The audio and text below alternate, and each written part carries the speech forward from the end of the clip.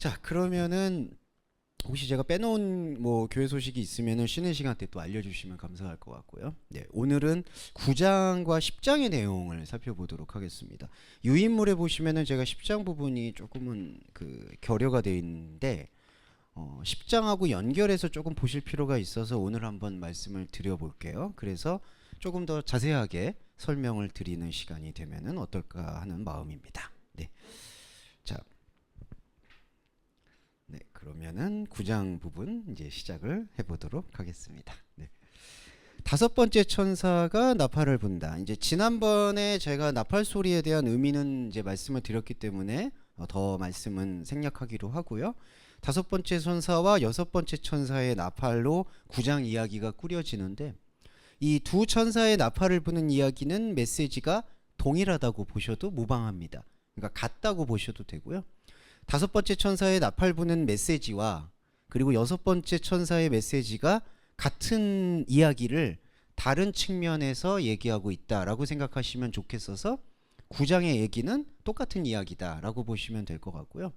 1절에 보시면은 제가 저번에 지난주에 말씀드렸을 때 두 번째 천사였었나요? 두 번째 천사가 나팔을 불 때 불 붙는 큰 산과 같은 것. 죄송합니다. 세 번째 천사가 나팔을 불 때 불에 붙어 있는 큰 별이 하늘에서 떨어졌다라는 말씀을 드렸는데 다섯 번째 천사가 바로 그거를 다시 이어받아서 하늘에서 땅에 떨어진 별이 있다라고 표현을 합니다.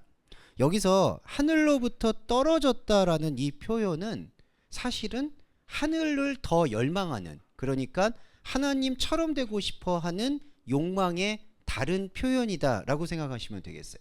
하늘로부터 떨어졌다라는 얘기는 하늘과 한 몸이 되지 않고 하늘과 분리가 되어서 하늘을 닮아가려고 하는 인간의 어떤 뿌리 깊은 욕망이라고 할 수가 있겠죠. 그게 바로 하늘로부터 땅에 떨어진 것이고, 근데 땅에 떨어졌는데 이거를 별이라고 표현합니다. 아스테라. 근데 이 별이라는 거는 참 이 단어 자체의 의미는 천상적이고 상당히 아름답고 영적일 수가 있는데 이게 바로 하늘에서부터 땅으로 떨어졌다라고 얘기할 때부터 이 별은, 아스테라는 우상이로 기능하기 시작합니다. 그러니까 우리가 무언가를 추구하고 추종해서 성취해야 될 일종의 우상이 돼버리는 거예요. 그래서 여기 보시면 하늘에서 땅에 떨어진 별은 모든 각자의 마음속에 자리 잡고 있는 우상을 뜻한다. 이렇게 생각하시면 될 것 같고요. 자, 이 우상의 기능을 이제 섬뜩하지만 살펴볼 텐데 무저갱의 열쇠를 받았다라고 얘기를 하는데, 첫 번째, 열쇠라는 단어는 잠근다라는 뜻입니다. 그러니까 크라이스라는 이 단어는 이렇게 뭐 자물쇠가 있으면은 열고 닫는 그 열쇠를 얘기하는 게 아니라 이 잠근다라는 동사에서 유래했기 때문에 무저갱 안으로 우리를 잠가버린다라는 뜻으로 보셔야 돼요. 그러니까 감금시킨다라고 보시면 됩니다. 무저갱으로 우리를 감금시킬 수 있는 권세를 받았다. 이렇게 해석을 할 필요가 있고요. 무저갱은 뭐냐 하면요, 끝이 없는 구렁텅이라고 보시면 돼요. 끝이 없는 구렁텅이. 근데 이게 중요한 게 구렁이라는 거, 이게 구멍이라는 거는 인간에게 본능적으로 거기서 벗어나야 된다라는 명령어를 심어주는 장소라고 보셔야 돼요. 무슨 뜻이냐면은 이제 구렁이라는 게 만약에 이런 구렁을 심연, 깊이라고도 표현할 수가 있는데 그리스도인이 이 깊이를 즐겁고 기꺼이 받아들이면 이거는 구렁이 되지 않아요. 그러니까 거기서 벗어날 필요성을 못 느껴요. 그러면은 사실은 이 구렁은 구렁이 아니고 그냥 내가 하나님과 함께 있는 영적인 안식처가 되는 거예요. 그런데 아까 별이 있잖아요. 그 별이 우리한테 우상으로 기능하고 있기 때문에 무저갱은 나한테 벗어나야 될 구렁으로만 보이는 거예요.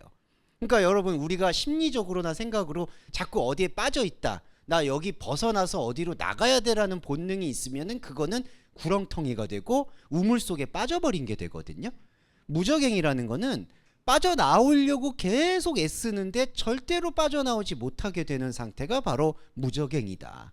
그러니까 하늘로부터 땅에 떨어진 이 우상으로서의 아스테라 별은 우리한테 무엇을 심어줬냐 하면은 이 상태에서부터 벗어나야지만이 구원을 받는다라는 구원의 컴플렉스를 우리한테 심어주는 겁니다. 그게 바로 무저갱의 열쇠예요.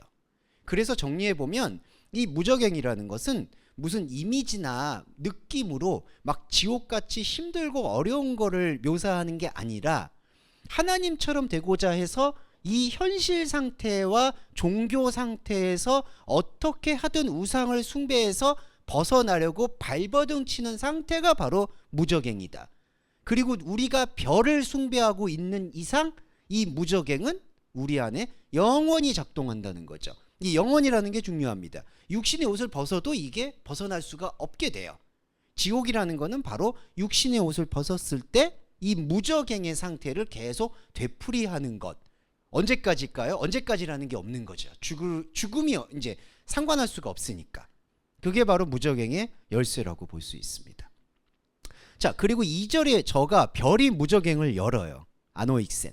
근데 무저갱을 열었다라는 표현은요, 앞에 1절에 무저갱의 열쇠를 받았다는 것과 동일한 말이에요. 우리를 무저갱에 가두고 우리가 무저갱에 갇혀 있어서 너희들은 더 이상 벗어나지 못한다라는 일종의 주문 같은 거와 결박을 씌우는 게 바로 무저갱을 열었다라는 표현이 됩니다.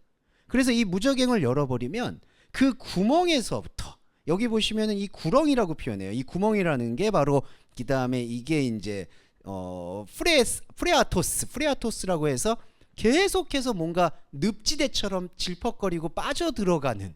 근데 이게 항상 제가 말씀드리는 거는 이걸 내가 빠져나가야 될 필요가 없다라고 말씀으로 인지를 하면은 이건 더 이상 구멍이 되지 않습니다. 구렁이 되지 않는데, 내가 이것을 계속 벗어나야 된다라고 생각하는 그 생각과 마음의 감옥 속에 갇혀 있는 이상은 이 구멍에서는 큰 불이 붙어 있는 연기가 계속 올라올 수밖에 없어요. 그로 인해서 진리의 빛이 어두워지게 된다. 여기 2절에 보시면 그 구멍의 연기로 인하여 어두워진다. 그러니까 진리를 깨달을 수 없게 되는 점점 더 헤아릴 수 없는 함정으로 빠져든다라는 거고요. 또 무서운 거는 3절부터인데, 이게 왜 무섭다고 표현드리냐면은 이제 우리가 이 말씀을 볼 때 자꾸 여러분들도 느끼시겠지만 이게 같은 메시지의 반복인데 내가 왜 굳이 이거를 계속 들어야 되냐라는 좀 생각이 들으실 때가 있는데, 이 인간이 갖고 있는 이 무저갱의 본성 자체가 워낙 견고하게 대대손손 쌓여 있었기 때문에 이거를 계속해서 털어내지 않으면 우리 안에서 영적인 그 주체성이라고 하거든요. 하나님과 함께 있는 영적인 중심이 흐릿해질 수밖에 없어서 계속 우리가 반복해서 들으신다고 생각을 하셔야 돼요. 왜냐하면 이 무저갱의 특징은 뭐냐 하면 계속 깊이로 빠지잖아요. 그러니까 깊이로 빠져들고 올라갈 기미가 안 보여요. 그런데 자꾸 우리 생각 속에서는 올라가서 구원받아야 된다고 생각해요. 그러면 어떻게 되냐면요, 점점 멀어져요. 그러면 어떤 심리가 들어올까요? 절망하죠, 체념하죠, 고통받죠. 그래도 벗어나야 된다라고 노력하죠. 그러니까 발버둥은 더 심해지고 구원의 빛은 점점 멀어지고. 자, 이 상태가 뭐냐 하면은 바로 아크리데스라고 번역된 이 황충이라는 단어입니다. 황충이 연기 가운데로 나온다라고 표현하는데, 이 황충이 이제 다른 표현으로 하면은 메뚜기라고도 표현이 되는데, 이게 출애굽에서 재앙 때 등장하기도 했어요. 이 메뚜기라는 거는 어떤 거를 뜻하냐 하면은 이게 무한으로 막 증식되는 거. 그러니까 여러분 그 메뚜기 떼 같은 거를 이 다큐멘터리나 보시면은 한번 떼를 밀고 한번 흐름을 타면은 걷잡을 수 없이 번식을 하고 걷잡을 수 없이 증식을 해버려서 나중에는 수습할 수 없는 지경으로 나아갑니다. 그러니까 여기 황충의 연기 가운데로부터 땅 위로 나온다라는 얘기는 이 땅은 무저갱으로부터 벗어나고 싶어하는 우리의 욕망을 말하는 하나의 자리를 말하는 거고, 그 땅에서 계속 벗어나려고 발버둥은 치면 칠수록 나중에는 걷잡을 수 없는 이 메뚜기 떼가 나의 영혼을 침식한다라는 게 바로 이 뜻입니다. 그리고 이걸 침식하게 될 때 가장 결정적인 문제는 뭐냐 하면 스콜피조라고 해서 전갈이 등장을 합니다. 여기 3절에 보시면 저희가 땅에 있는 전갈의 권세와 같은 권세를 받았다라고 표현하는데, 전갈은 뭐냐 하면요, 이게 더 슬픈 게 사람은 무저갱으로부터 벗어나고 싶어 하니까 별을 붙잡고 뭔가 그 하나가 되기 위해서 노력을 하는 거예요. 그러니까 우리가 흔히 말해서 이런 게 있죠. 뭐 하나라도 뚜렷이 되었으면 좋겠다, 간단하게 얘기하면. 그러니까 뭔가 목표를 세우고 그 인간의 목표를 향해서 무언가를 노력하려고 발버둥을 쳐요. 그런데 그렇게 발버둥을 치면 칠수록 무적행의 깊이로 우리는 계속 빠져들게 되고 나의 발버둥의 도구들은 메뚜기 떼처럼 증식을 하게 되고 이렇게 될 때 나타나는 결정적 현상은 뭐냐 하면 원래 우리 안에 본질적으로 담대하게 존재하고 있었던 영적인 처소가 쫙쫙 갈라지게 된다는 뜻입니다. 이 전갈 스콜피조라는 게 뭐냐 하면은 뿔뿔이 흩어지게 하다 날카롭게 찢어내다라는 뜻이 있거든요. 그러니까 이 전갈이라는 게 이제 동물도감의 형상을 봐서도 다리들이 사정없이 많잖아요. 그러니까 이 스콜피조라는 의미는 요 이미지가 중요한 게 아니라 요 단어의 뜻이 중요한 거예요. 스콜피조는 뿔뿔이 날카롭게 흩어내는 과정이에요. 여기서 무엇을 흩어내냐 하면은 이 혼적인 자아를 흩어내면 좋겠는데 그건 아니고 내 안에 본래 회복해야 될 영적인 가능성과 영적인 자아를 점점 보지 못하게 분산시키는 게 바로 전갈의 기능이라는 겁니다. 그러니까 사실은 복음을 확증하고 있는 저와 여러분은 이게 복음인 게 이걸 인지하는 것만으로도 우리는 더 이상 별을 섬기지 않기 때문에 이 전갈의 고통에서부터 자유롭게 되는 거예요. 지금은 그 자유롭게 된 것을 우리 마음속에 확증하는 작업이라고 보셔야 됩니다. 왜냐하면 우리의 영적 자아는 이것을 확증을 하는데 우리의 현상과 육적인 자아는 계속해서 전갈과 같이 영적인 선명한 생명력이 흩어져 있는 것을 계속 쫓아가는 메뚜기와 같은 삶을 살고 있거든요. 그러니까 우리가 이런 삶을 점검해 보거나 우리의 영적인 상태를 이렇게 돌이켜 볼 때 전갈과 같은 상태가 어떤 상태인지를 명확하게 봐야 될 필요가 있다. 이거를 설명드릴 수가 있겠고요. 4절에 가면은 자 이제 이게 저희한테 지금 말씀을 하시는데 이때 말씀하는 주체는 달라요. 그러니까 앞에는 이제 하늘로부터 떨어진 별이 전갈과 같은 권세를 받고 황충 곧 메뚜기 떼를 막 생산하고 있는데 4절에는 그들에게 무엇이 이제 말하여지느냐 이게 이제 복음의 울림이거든요. 이제 우리가 여기서 이 복음의 울림을 들을 필요가 있는데 4절에는 땅의 풀이나 푸른 것이나 각종 나무는 해하지 말고 이마에 하나님의 인을 맞지 아니한 사람을 해라 이렇게 표현을 하는데 첫 번째 설명은 이마에 하나님의 인을 맞지 않은 사람 이게 뭐냐 이거는 결론적으로 말씀드리면 세상에서 기억되지 않는 사람을 말하고 있어요. 그러니까 반대로 얘기하면 하나님의 입맞은 사람을 해야지 말라는 건데 우리가 이렇게 될 경우에 뜨는 함정이 내가 선택받았다라는 함정이 들거든요. 네. 근데 선택받았다라는 함정은 어디에서 유래했냐면은 바로 비교에서 유래해요. 자, 여러분 구원은 선택이 아니에요. 구원은 내가 원래 하나님과 함께 있었다는 사실을 발견하는 거예요. 선택이라는 단어의 기원은 어디에서 났냐면은 저 사람은 지옥 가고 나는 구원받았다라는 것 안에서 심판과 구원이라는 게 이분법적으로 나눠져 있는 거예요. 그러니까 구원을 선택받았다라고 생각하는 것 자체는 누군가는 지옥 가고 나는 천국 간다라는 생각으로 구원을 대하고 있다는 거예요. 그런데 실제로 현상적으로 정말 그런 일이 벌어진다 하더라도 진짜 말씀을 듣는 우리들은 구원을 그렇게 이해하는 것이 전혀 아니라는 거예요. 하나님의 인을 맞지 않은 사람들은 바로 그 선택에 사로잡혀 있는 사람들을 뜻하는 거예요. 하나님의 인을 맞았다라는 것은 오히려 어떠한 것도 증명되지 않는다라는 것을 역설적으로 말하고 있는 겁니다. 하나님의 인은 뭐죠? 하나님의 증거는요. 다른 사람에게 인정받는 게 아니라 나와 하나님과의 단독적인 관계예요. 그거는 여러분 안에 심겨져 있는 말씀이 여러분에게 주장하는 거고 여러분 안에 있는 하나님이 여러분과 만나주시는 그 1대1의 영적인 교류뿐이지 그 교류를 누가 대신해 줄 수 있는 거는 아니에요. 그리고 누군가에게 나 교류하고 있어라고 나는 인정받았어라고 얘기할 필요도 이유도 없어요. 그게 바로 하나님과 우리와의 인침이에요.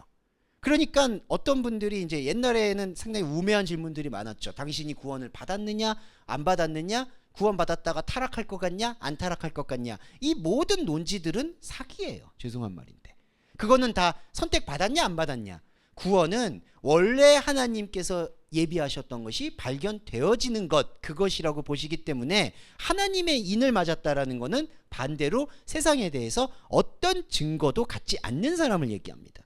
그래서 여기 보시면 하나님의 증거로 인해서 세상에 대해서 어떤 증거도 찾을 필요가 없는 사람들은 더 이상 전갈과 같은 권세에 침해를 받지 않는 거예요. 왜냐하면요, 처음부터 돌이켜보면 이게 무적행이 아니거든요. 우리는 구렁에서 벗어날 필요가 없습니다. 사자굴의 다니엘 예를 들어보면 사자굴에서 벗어날 필요가 없어요. 그냥 있으면 돼요.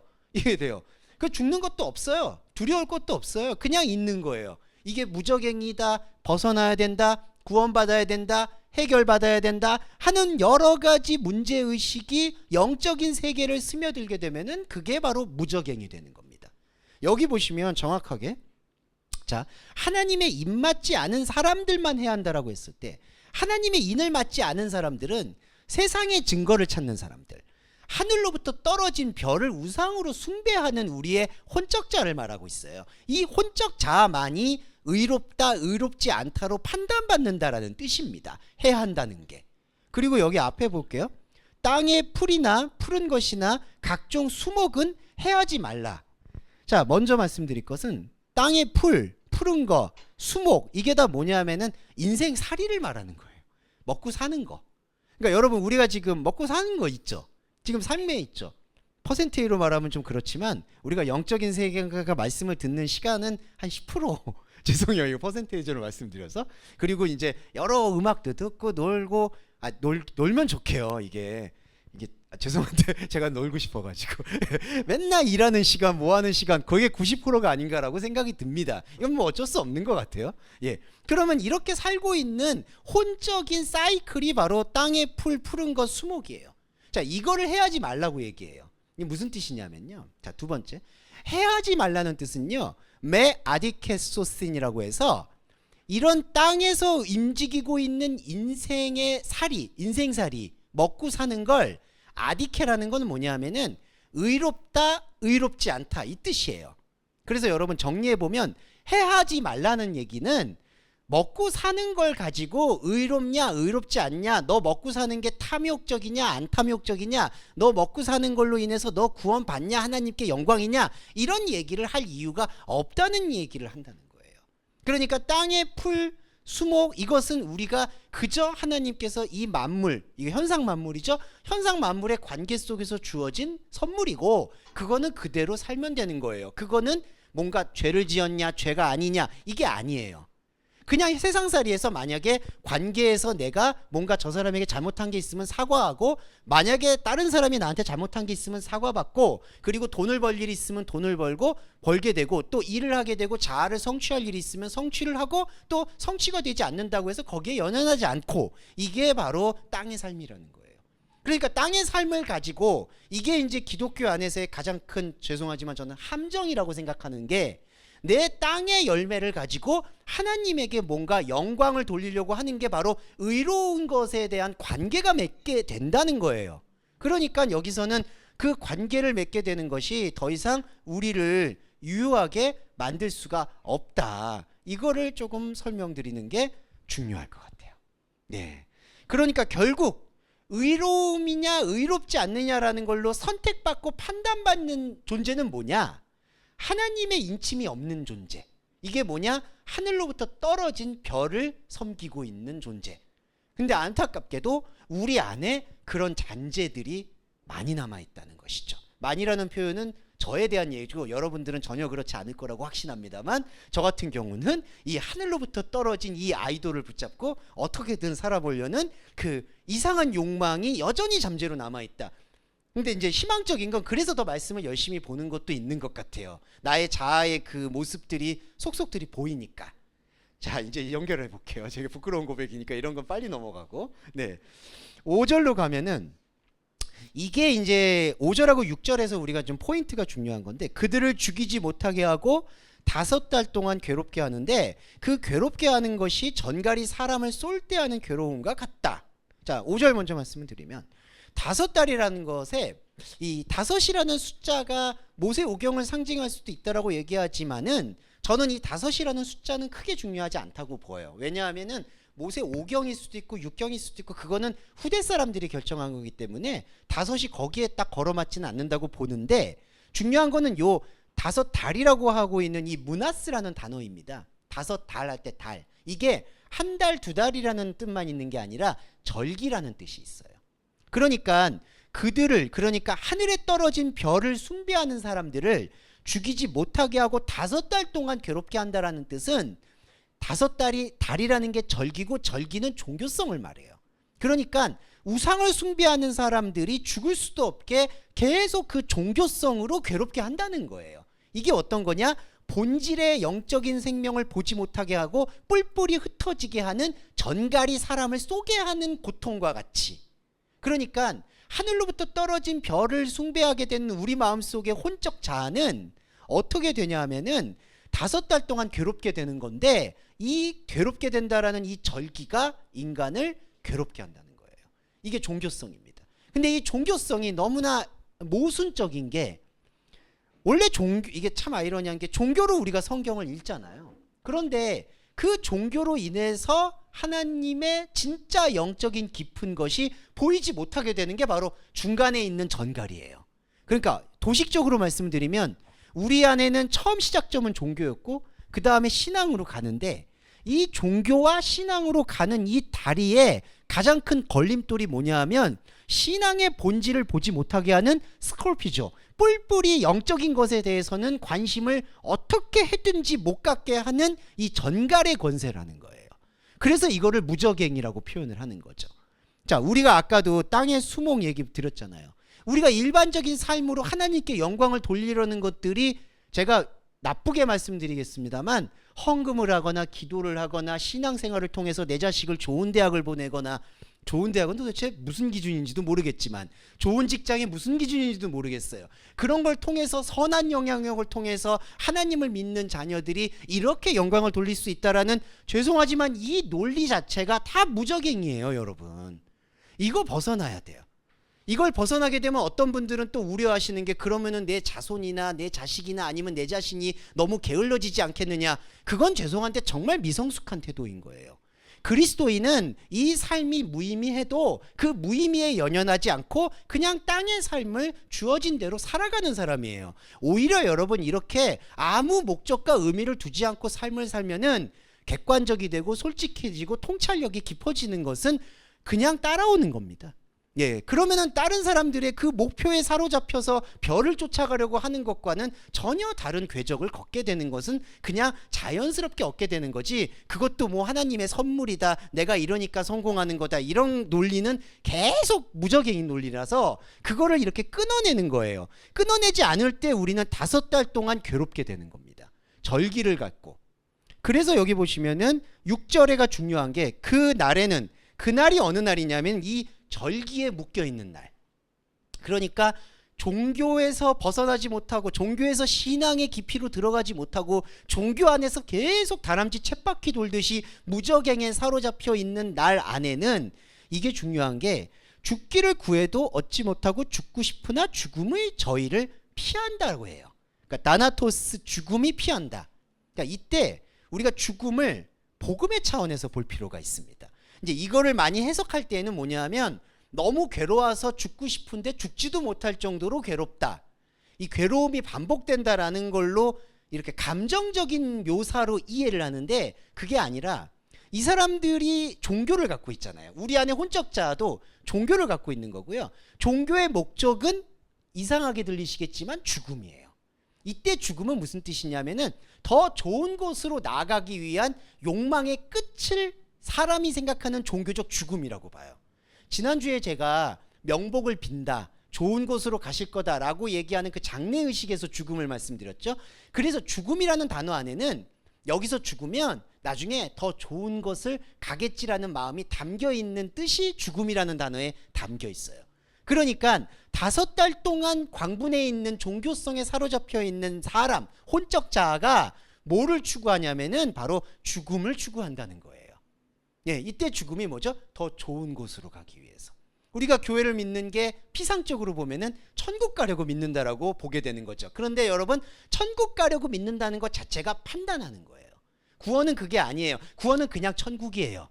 천국이 뭐 내가 가서 이렇게 가서 내가 천국 시민 됐다 이게 아니라 내 안에 하나님 나라가 그냥 들어온 거예요. 그게 구원이고 하나님 나라고 천국이에요.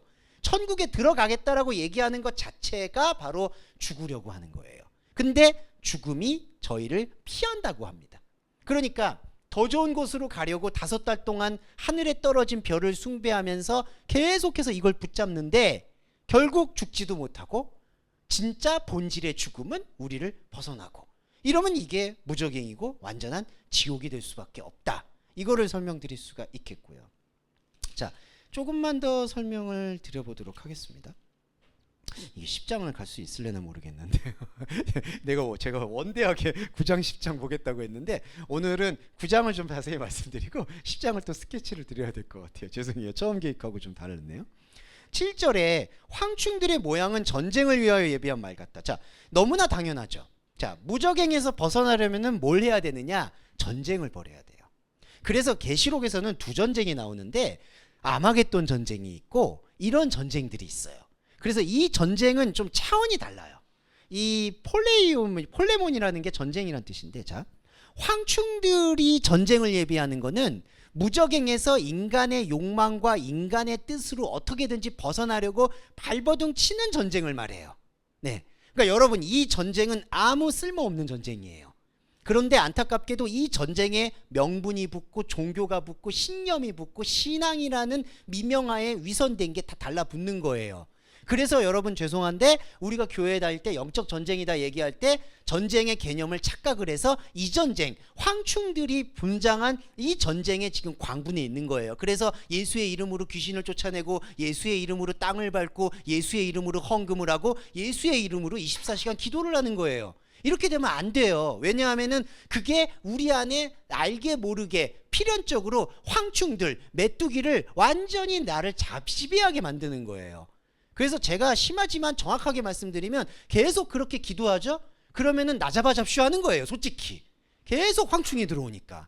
그러니까 어찌됐든 멈추는 게 좋습니다. 그러니까 뭐 이것도 좋고 저것도 좋지 않냐, 뭐 이런 본질의 말씀도 좋은데 근데 내 삶에서도 뭔가 유익을 추구하는 게 뭐가 나쁘냐? 나빠요. 왜 그럴까요? 그게 황충을 끌고 오는 거예요, 여러분. 그래서 우리가 기도하고 말씀을 보고 인식할 때 그런 것들을 끊어내기 위해서 여기서 계시록에서 이거를 묘사하고 있는 겁니다. 그래서 이게 바로 인간의 전쟁이에요.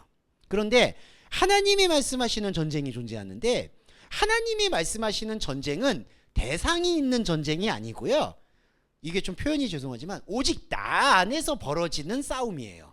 나의 혼적인 수많은 다른 나들과 영적으로 발견된 나 사이에 하나를 만들어가는 평화와 화해의 과정, 그게 영적인 고난이고 그게 영적인 전쟁이에요. 그게 바로 바울이 말한 우리의 전쟁은 혈과 육에 관한 것이 아니요 정사와 권세와 어둠의 영에 관한 것이다. 그 어둠의 영이 저 말하는 밖에 대상의 사탄을 얘기하는 게 아니라 우리 안에 지금까지 쌓아 올려왔던 이 황충들과 무적행의 본성들을 말씀의 확증을 통해서 하나님의 영적 스포라죠, 인침을 통해서 끊어내는 과정이 바로 진짜 전쟁, 이게 아마겟돈이에요. 그래서 우리가 드려야 될 예배가 바로 전쟁인 거예요. 두 번째, 진짜 의미의 전쟁, 영적 전쟁. 근데 여기서 7절에서는 뭐냐 하면은 전쟁을 위하여 예비한 말들은 바로 사람의 전쟁입니다. 그런데 이 사람의 전쟁이 사람의 얼굴 같고 여자의 머리털 같고 사자의 이와 같고, 9절 볼게요. 날개들의 소리가 있고 아주 화려한 것들은 다 들어가 있어요. 그런데 보세요. 10절에 전갈과 같은 꼬리와 쏘는 살이 있어 꼬리에는 5달 동안 사람들을 해하는 권세가 있다. 여기 또 등장합니다. 이 꼬리만 설명을 드려볼게요. 꼬리란 단어가 이 우라스라는 단어입니다. 근데 이 우라스라는 단어는요, 이 헬라어의 어원을 분석을 해보면 우라노이스에서 떨어져 나온 단어예요. 우라노이스가 하늘이란 뜻입니다. 이 하늘은 우리가 하나님과 함께하는 영적 처소를 뜻해요. 그런데 이 꼬리라고 번역되어 있는 이 우라스라는 단어는 이 하늘을 내가 소유하기 위해서 떼어내서 내가 나의 소유, 나의 어떤 목표, 나의 대상으로 삼으려고 하는 게 바로 요 꼬리라는 단어로 번역된 하늘에서부터 떨어져 나온 것을 말하고 있어요. 그래서 여기 보시면 전갈과 같은 꼬리에 쏘는 살, 그러니까 이 하늘을 하나님의 온전한 처소로 말씀으로 인식하지 못할 때 하늘의 부분만 보게 돼서. 왜냐하면은 이게 함정이 뭐냐 하면 하늘의 부분도 하늘처럼 보이거든요. 그러니까 지금 이게 우라노이스라는 하늘에서 떼어져 나온 게 꼴이라는 단어에서 유래한 거거든요. 그러면 이게 하늘의 조각이니까 이것도 하늘이겠거니라고 생각을 하는데, 안타깝게도 이렇게 떨어져 나온 거는 하늘이 아니라 하늘을 닮아서 하늘의 흉내를 내는, 하늘처럼 되고 싶어 하는 하나의 부분이라는 거예요. 그러니까 완성된 몸의 부분이 아니라 여기서 떨어져 나와서 저 완성된 것을 동경하고 저 완성된 몸처럼 되고 싶어서 발버둥 치는 상태가 바로 이 꼬리의 상태예요. 이 꼬리니까 전갈이 좋다구나, 이 꼬리의 권세를 잡아서 인간을 계속해서 찌르는 거예요. 그래서 5달 동안 사람을 해야 하는 권세. 이게 그냥 5달로 떠나면 그치면 좋겠는데 그게 아니라 이거는 영원히 간다는 거예요. 이 5달 동안 사람을 해야 하는 권세가 있고, 근데 너무 고통스러운 게 여기서 솔루션을 찾으려고 또 해결을 하려다 보니까 11절에 우리 안에 임금을 또 세웁니다. 왕을 세워요. 이제 이게 설상가상이에요. 하나님께서 사사기 때 사사를 계속 세우시는 목적은 왕을 세우지 말고 제발 너희들끼리 알아서 살아라, 이 뜻이거든요. 그랬다가 나중에 사울이 어떻게 되죠? 사무엘 통해서 왕 되죠. 그랬다가 다윗이 또 들어오죠. 다윗이 또 왕이 되죠. 시편을 보시면 다윗이 나의 왕 된 것을 후회한다는 단어가 사정없이 많이 등장해요. 왜 그럴까요? 그리고 한술 더 떠서 그 솔로몬은 전도서에서 아예 이거 완전히 잘못됐다라는 얘기를 고백까지 합니다. 근데 여기서 보세요. 11절에서는 저희에게 왕이 있으니, 임금이란 단어 왕입니다. 이게 뭐죠? 바로 하늘에 떨어진 별을 아예 세상의 어떤 나를 완전히 지배해주고 나를 길들여주기 위한 걸로 아예 삼는 거예요.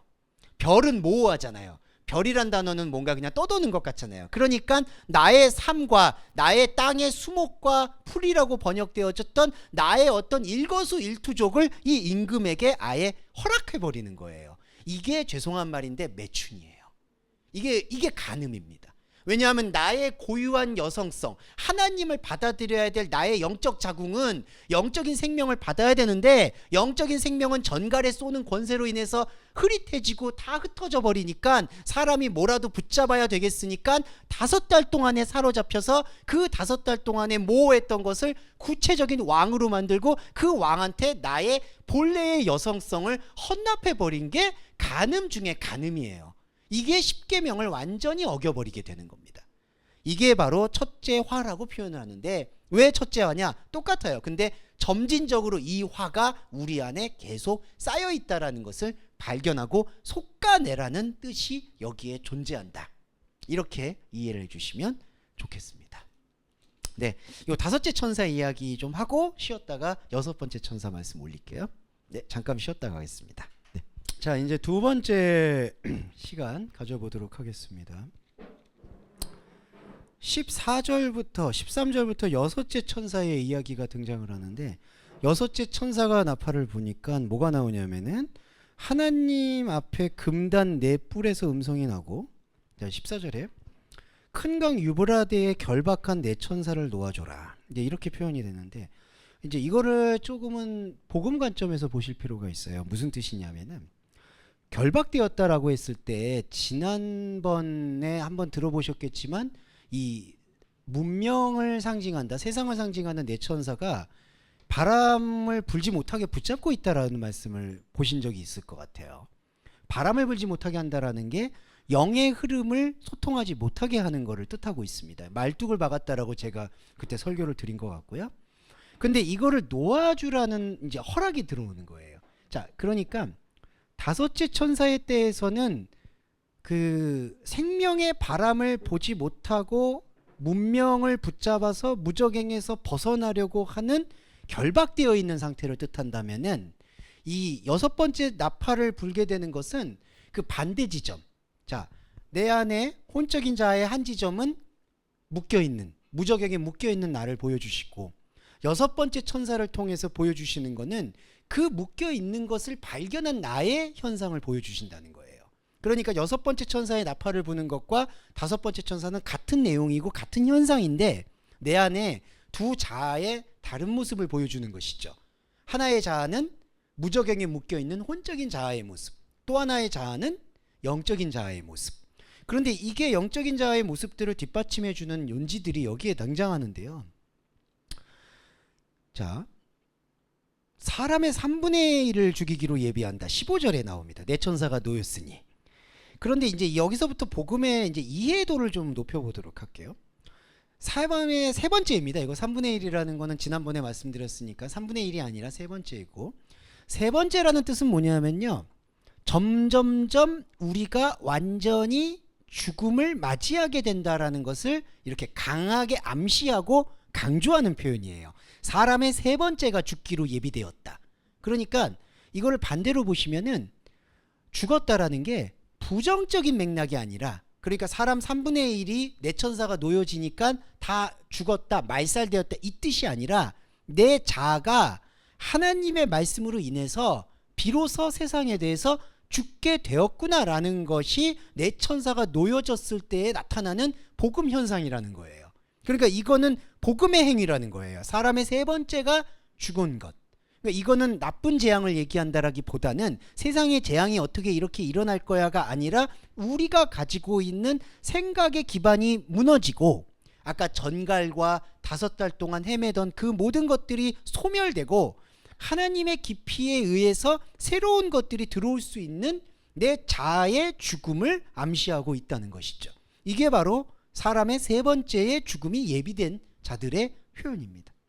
자, 그러면서 이 죽음의 과정으로 가게 될 때 우리 안에서 무적행을 붙잡고 있는 실체가 폭로가 되는 건데, 그 실체가 폭로가 되는 모습이 바로 16절의 마병대의 수라는 거예요. 아까 황충이 군대로 변했잖아요. 전쟁을 준비하기 위한. 그게 뭐냐? 바로 진짜 하나님과의 영적 전쟁과 상관없이 내가 사로잡혀 있는 내 세상과 내 종교의 전쟁의 모습이 마병대의 수예요. 그걸 들었다는 얘기는 이제 내가, 내 영적 자아가 그거를 인지했다는 뜻입니다.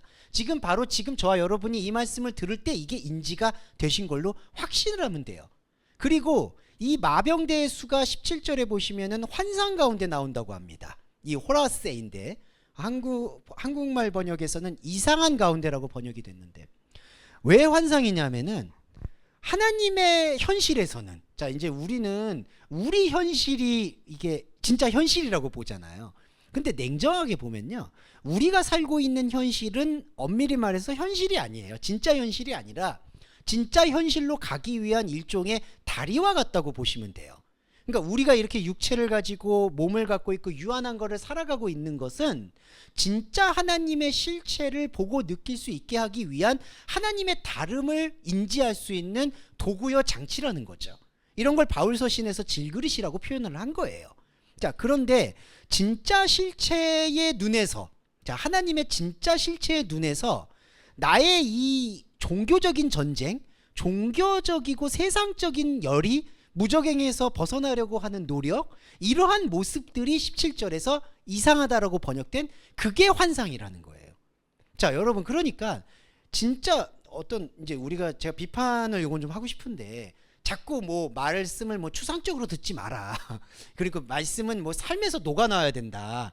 여기에 이 말씀에 진짜 함정이 있어요. 왜냐하면요, 삶이라는 게요, 하나님과 함께하는 그게 리얼 진짜이고요, 사실 이거는 이게 나중에 모래가 돼서 이렇게 사라지는 거예요, 여러분. 그러니까 이 삶에서 하나님의 영광과 예수님의 향기가 나타나면 안 되죠. 그리고 예수님이 언제 삶에서 향기를 나타냈습니까? 맨날 화만 내시고. 아시겠지만, 아니 그렇잖아요. 솔직히 예수님이 뭐 웃는 걸 보셨어요? 우는 거는 가끔 있으셔도 맨날 성질 내시고, 죄송해요, 이게 나쁜 게 아니라 그냥 객관적으로 보면요, 갑자기 여기서 얘기하시다가 우리가 공동체면 좀 대화도 하고 그래야 되잖아요. 근데 혼자 식사도 안 하고 새벽에 어디 산으로 가버리셔. 그랬다가 막 바다 위로 걸어와. 이러면 이거 어떻게 종잡아요? 그리고 사람들이 기껏해서 예루살렘 입성할 때 다 종려나무 흔드는데 혼자 이상하게 그 나귀 새끼인데 병든 거거든요. 그러니까 이렇게 세발 자전거 어렸을 때처럼 질질 끌면서 들어오시는 거예요. 이게 이상한 양반이에요, 진짜 보시면. 네. 그러면 우리도 삶에서 만약에 나타나야 된다. 이건 위약적인 게 아니라 진짜예요. 그러면 우리도 삶에서 예수님 향기가 나타나야 된다. 그러면 다 그렇게 되면은, 죄송한 말인데, 교회가 성립이 안 되겠죠. 제가 여러분 앞에서 맨날 그렇게 이상한 기행을 벌여보세요. 아무리 말씀이 뭐 어쩌고 저쩌고 해도 그거 못 견딥니다. 제가 이 말씀 드리는 이유는 자, 이 현실이라고 생각하는 게 환상이라는 거예요. 이게 꼭 무슨 뭐 불교나 이런 얘기 동원해서 일장춘몽이다 이런 얘기를 드리는 게 아니라 진짜 현실이라는 것은 다른 곳에 있고 하나님의 영적 초소에 있고 지금 우리가 갖고 있는 것은 환상이라는 겁니다. 그런데 보시면은 문제가 이 환상에 여기 보시면 말들과 탄자들과 불빛과 자줏빛 유황과 그리고 이 환상이라는 그림자의 현실 속에서 입에 불과 연기와 유황이 나오는 거예요. 이게 재앙입니다. 네. 그래서 보시면 여러분 이 재앙이 환상이다라는 사실을 깨우치게 되면요. 이 모든 것들이 허물어지게 되면서 나는 여기서 죽는 거예요. 이게 무슨 뜻이냐? 이게 바로 영적 순교인데 세 번째로 죽는다라고 했잖아요. 뭐가 죽느냐 하면은 더 이상 이것이 진짜 하나님의 현실이 아니라는 것을 고백할 수 있는 거예요. 저와 여러분이 감정적이나 현상적으로는 여전히 여기에 우리의 이 보이는 것의 삶에 이렇게 있으셔도 계속해서 말씀을 섭취하고 느끼고 향유하고 공감하게 되면은 아 진짜 내가 따로 존재하는 것이구나. 이게 창세전의 나구나. 여기서의 삶은 하나님과 다름을 느끼게 해주는 일종의 교두보 정거장이구나 라는 걸 느끼게 되면은 여기에서 예수의 향기를 느끼려는 종교적인 무적행을 더 이상 하지 않게 되는 것이 내가 의지로 하지 않게 되는 게 아니라 말씀이 심어지게 되고 말씀이 기록되게 되면은 그게 너무나 자연스럽게 이행이 된다는 거예요. 이게 유월절이고요. 이게 충만이고 이렇게 이행이 되는 게 회개예요, 여러분. 그러면 이렇게 회개가 되면요. 이 재앙이 없게 돼요, 여러분. 이 재앙이 우리를 털끝 하나도 건드리지 못하게 됩니다. 이게 사망을 이긴 거예요. 진짜 사망. 그러니까 하나님을 모르는 사망. 예. 이게 권세입니다. 영적 권세.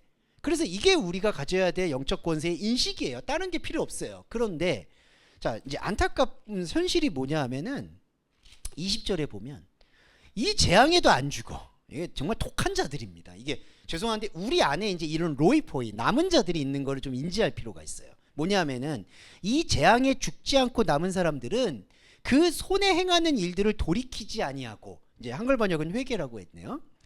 오히려 보거나 듣거나 다니거나 못하는 금은동과 목석의 우상에게 절한다라고 표현을 합니다. 자, 이 사람들이 누구가 되죠? 바로 이 재앙을 재앙으로 인식하고 여기가 무적행의 현실이라는 것을 말씀으로 깨우쳐서 이 무적행은 더 이상 나를 해할 수도 없고 건드릴 수도 없다. 그리고 내가 빠진다. 누군가가 속삭이듯이 너 계속 이렇게 빠지면은 죄송해요. 너 이 교회 계속 다니면은 이제 걷잡을 수 없을 거야. 너 이제 이러면은 기도도 잃어버리고 죄송해요. 맨날 그런 얘기들을 들었어. 너 이렇게 헌금도 안 하고 이러면 진짜 큰일 나. 이게 무적행의 유혹이에요, 여러분. 계속 이거 나 이거 맞나? 이게 빠지는 게 이게 간혹 드시더라도 이제 그거를 과감하게 끊어내는 게 재앙을 재앙으로 보고 죽는 거예요, 여러분. 현상에 대해서 죽어야 돼요. 현상에서 죽으면요 다나토스가 죽어요. 아까 보세요. 5번째 천사가 나팔 불 때 죽으려고 왔는데 못 죽잖아요. 그게 뭐냐 하면은 죽음을 열망하지만 진짜 복음의 죽음이 못 들어오는 거예요. 근데 저와 여러분은 이 죽음의 현실에 대해서 복음을 깨우치면 그냥 죽음이 들어와서 분리를 시키는 거예요. 우리가 분리하고 싶어하고 뭐 분리의 의지를 발동시키고 아무 상관없어요. 그냥 말씀이 거룩하게 만든 거예요. 여러분들이 거룩하게 될 필요가 없어요. 그냥 하나님이 거룩이라는 게 구별이기 때문에 나를 세상에 대해서는 죽게 하고 날마다 죽게 하고 하나님에 대해서 그냥 살게 만드신 거예요. 이게 바로 재앙을 경험한 자, 재앙에 죽은 자입니다. 그러니까 재앙에 죽은 자는 복이에요. 그런데 재앙에 죽지 않고 남은 사람들이 뭘까요? 자, 우리 안에 여전히 잔류할 수밖에 없는 이 환상, 현실 환상입니다. 이 환상에서 계속 그래도 싸워야 돼. 그래도 내가 내 우상을 버리지 말아야 돼. 저는 지금 여기서 우상이라고 얘기하지만 종교의 눈에 볼 땐 그게 우상이 아니라 하나님이에요. 그 하나님을 버리지 않으려고 하다 보니까 자꾸 금, 은, 동과 목석의 우상에게 절하게 되는 겁니다. 이게 출애굽을 보시면은 모세가 산에 들어갈 때 꼭 금송아지 같은 걸 만들잖아요. 그게 금송아지라고 번역이 돼서 뭔가 되게 흉측한 우상이라고 보이지만 그게 아니라요. 상징적인 표현인 거고 금송아지는 우리가 드릴 수 있는 최상의 어떤 노력을 뜻해요. 그러니까 아론과 백성들은 선의, 자기 안에 진심을 다해서 모세가 없는 동안 하나님을 섬기려고 발버둥 친 거예요. 근데 모세가 와서 돌판을 깨는 행위는 뭐냐면 그게 우상이다라고 지적을 한 거예요. 그런데 결국 안 들어요. 진저리 버리하는 게 안 들어요. 그래서 여러분 보시면 아시겠지만 모세가 시체도 안 찾아요, 나중에는. 네. 그걸 뭐 대단히 뭐 모세가 마지막 순간에 화를 내서 못 들어갔다 이렇게 얘기하시는 분도 있고, 뭐 시체를 나중에 찾았다 이렇게 얘기하는 분도 있는데, 성경을 반드시 읽어보시면 나중에는 아론과 제사장들과 그들을 숭배하는 사람들이 들어가는 거고요. 모세처럼 계속해서 여호와를 만난 사람은 시체도 그들이 안 찾으려고 해요. 기념도 안 하려고 합니다. 이게 우리가 그렇게 돼야 된다는 거예요, 모세처럼. 그러니까 오해하지 마셔야 되는 게, 그렇게 돼야 된다는 게 뭐 세상에서 버림받는다, 이것도 감상적인 거예요, 여러분. 환상 현실은 아무 상관없어요. 그냥 환상 현실에서는 여러분들이 오히려 객관적으로 잘 먹고 잘 사실 수 있어요.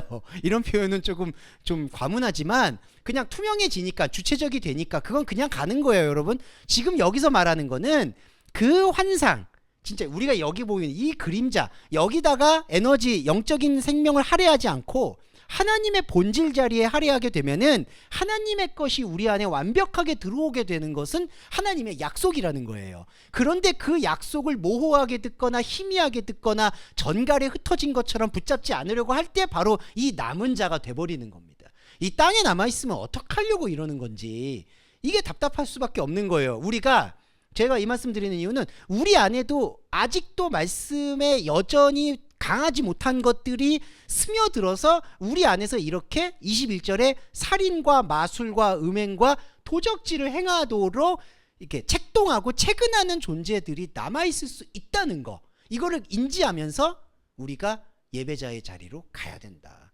그리고 또 하나 말씀드리면, 인지가 중요하다는 거는 왜 이러냐. 자, 사람은 율법 존재이기 때문에, 선악 존재이기 때문에 인지하면 행동하려고 해요, 여러분. 자, 이거 중요한 거예요. 그러니까 우리 안에는 이런 영적 혼적인 본성이 있다, 살인하고 마술하고 음행하는 도적질하는 본성이 있다라고 우리가 인지하잖아요. 그러면 그 다음에 또 들어와요. 뭐냐?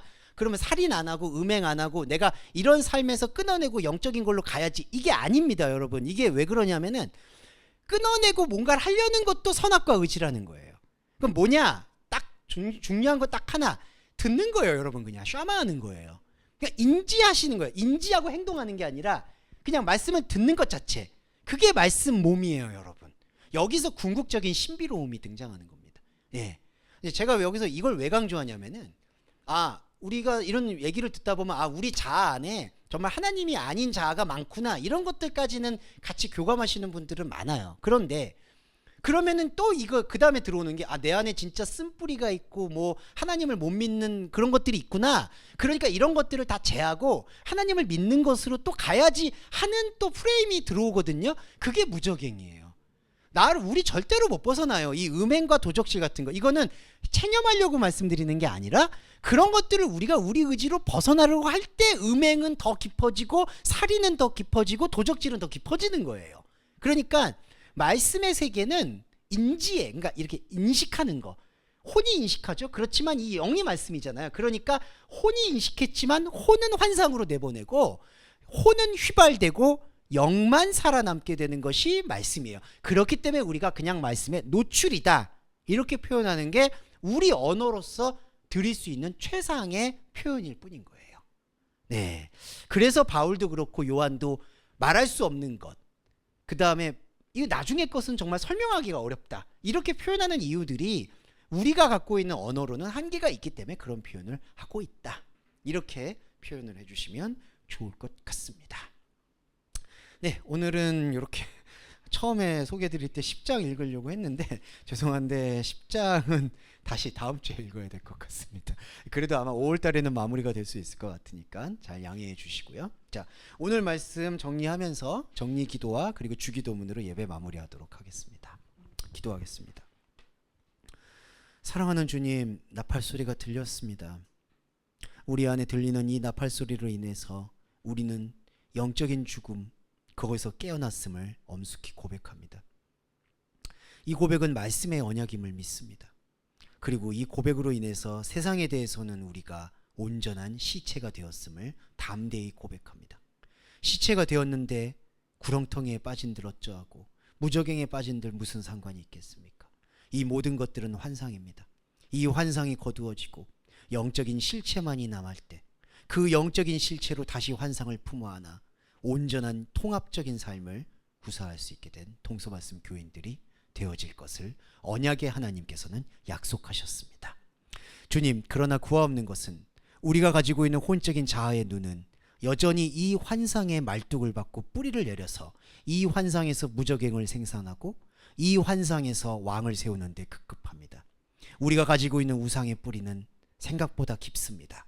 그리하여 우리가 배려의 기도를 드리는 것은, 구하 없는 것은 우리가 살고 있는 이 환상의 삶에서 경제적인 어려움으로 인해서 나의 영적인 처소가 흔들릴까 두렵기 때문이며, 사람들과의 관계와 여러 가지 스트레스로 인해서 하나님의 말씀을 보는 시간이 물리적으로 줄어드는 것이 한탄스럽기 때문에 구하는 것이고, 마지막으로 우리의 몸과 건강이 훼손되어서 하나님의 진리의 말씀이 더 깊이 들어오고 나눌 수 있게 되는 기쁨이 줄어들까 두렵기 때문입니다. 간절히 구하 없는 것은 우리 동서말씀교회 교회 여러분들에게 하나님의 현상의 삶을 잠잠케 해주셔서 오직 영적인 삶으로 모든 목표를 세우지 않고도 살 수 있고, 의미를 부여하지 않고도 이 현상의, 이 환상의 삶을 지속시킬 수 있는 담대함과 성숙함을 허락해 주시기를 간절히 소원합니다. 주님, 다시 새로운 시작이 이루어지고 있습니다. 3월달이 예고되고 있습니다. 이것이 우리에게 인간적인 태양력의 절기가 되지 않게 하시고, 날마다 우리는 카이로스의 시간에 흡수될 수 있는 동서말씀교회 교회 여러분들 될 수 있게 되기를 간절히 축복하는 마음으로 예수 그리스도의 이름으로 기도합니다. 아멘. 주기도문 함께 하겠습니다. 하늘에 계신 우리의 아버지여, 이름이 거룩히 여김을 받으시오며 나라에 임하옵시며 뜻이 하늘에서 이룬 것 같이 땅에서도 이루어지이다. 오늘날 우리에게 일용할 양식을 주옵시고, 우리가 우리에게 죄 지은 자를 사하여 준 것 같이 우리의 죄를 사하여 주옵시고, 우리를 시험에 들게 하지 마옵시며 다만 악에서 구하옵소서. 대개 나라와 권세와 영광이 아버지께 영원히 있사옵나이다.